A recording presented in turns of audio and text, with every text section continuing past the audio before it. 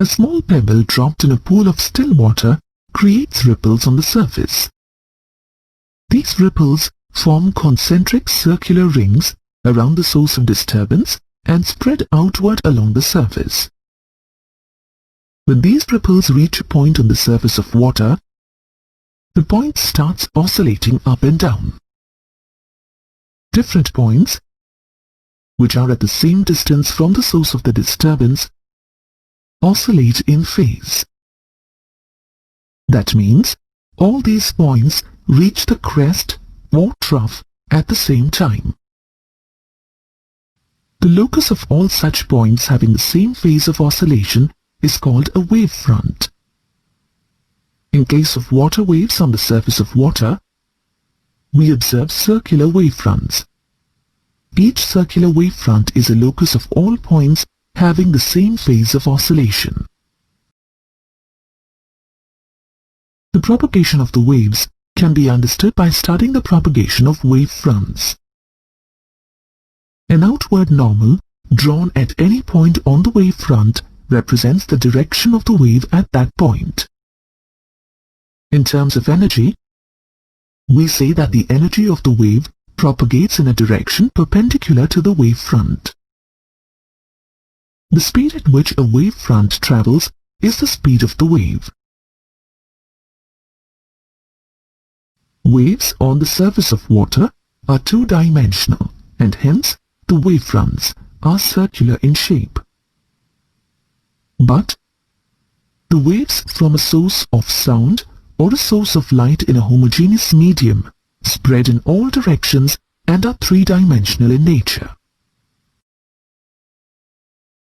Now consider a point source of light placed in a homogeneous and isotropic medium, emitting light waves in different directions.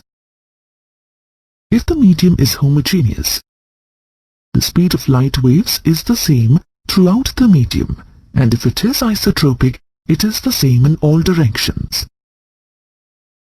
The loci of all points which have the same amplitude and vibrate in the same phase forms a sphere with its center at the source of light. Hence, a spherical wave front is generated when a point light source is placed in a homogeneous medium. At a large distance from the source, these spherical wave fronts have large radii of curvatures.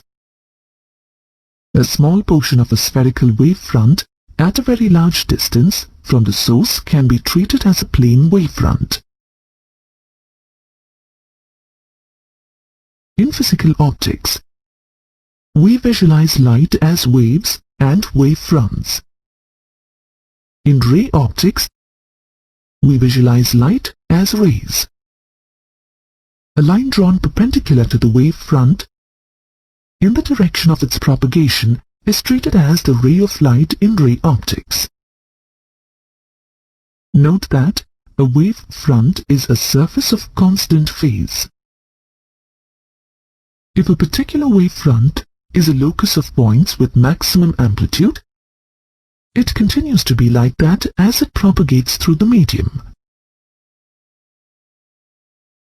Christian Huygens proposed a geometrical method known as the Huygens principle for finding the shape and location of a wavefront at some instant from the knowledge of the shape and location of the same wavefront at an earlier instance.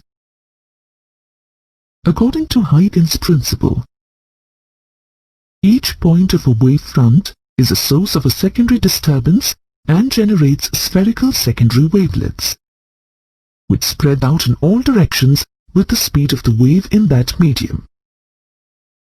If a tangential surface common to all these secondary spherical wavefronts is drawn, then it gives the new position of the wavefront at a later instant. This surface envelopes all the secondary wavelets.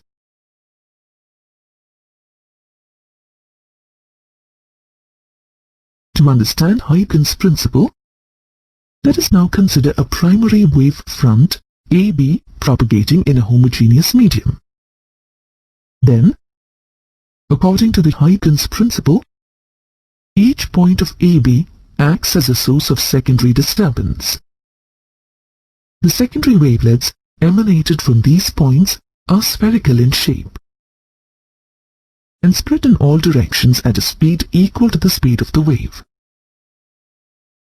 If the speed of the wave is v, then in time t, the radius of the spherical wavelets becomes vt. The tangential surface common to all these spheres in the forward direction gives the shape and location of the new wavefront after t seconds. In the image, the surface A'(B' represents the location of the wavefront AB after t seconds.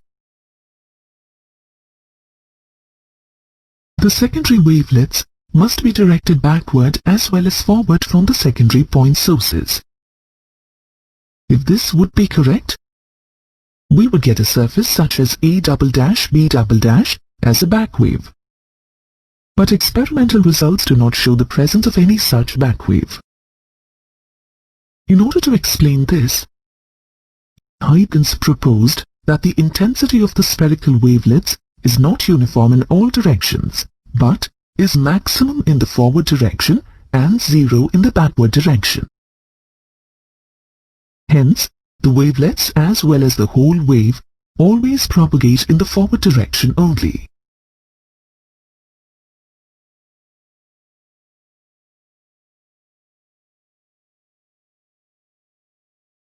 Now let us use Huygens principle to find the location and shape of a plane wavefront at a later instant of time t.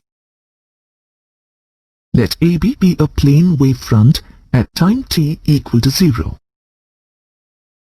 According to Huygens principle, each point of AB acts as a source of secondary wavelets. The radii of these spheres will be Vt after t seconds. The plane touching these small spheres in the forward direction gives the shape and location of the new wavefront after t seconds.